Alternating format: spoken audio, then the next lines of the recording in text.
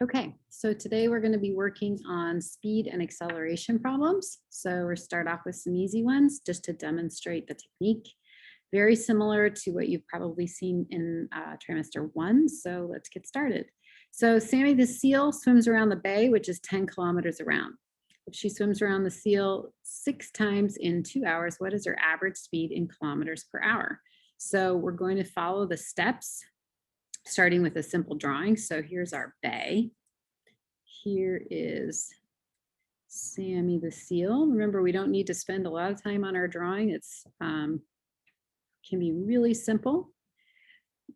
And she goes around this bay, which is 10 kilometers, total of 6 times in 2 hours. So there is our really simple drawing. Now we're going to list our known and unknown variables. So we know that the distance is going to be 10 kilometers times 6, right? Because she went around 6 times, which means our distance is going to be 60 kilometers. And we know that time is going to be 2 hours. And we are solving for speed. So the triangle shows us if we just cover up the S, because that's what we're solving for, S is equal to D over T. So we can write out our formula. S is equal to D over T is the formula that we're going to start with. And then we're going to plug in our known variables and their units. Remember, you must have units on every single value in your problem. So 60 kilometers divided by 2 hours. And then we just do the simple math. We have 30, and then we have kilometers over hours. So our unit that we end up with is kilometers over hours, and that is our final answer. All right, let's try one more. So another problem.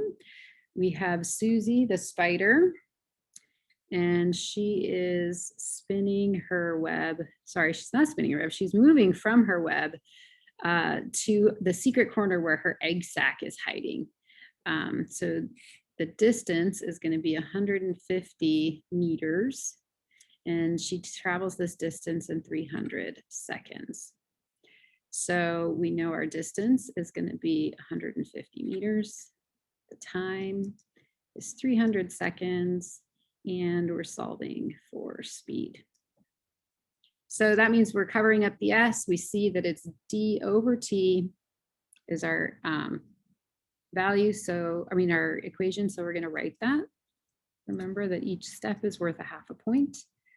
And then now I plug in my known variables and their units. So my distance is 150 meters. My time is 300 seconds. And when I do the math, I have meters per second as my final unit. All right, so now you're going to give some of these a try on your own.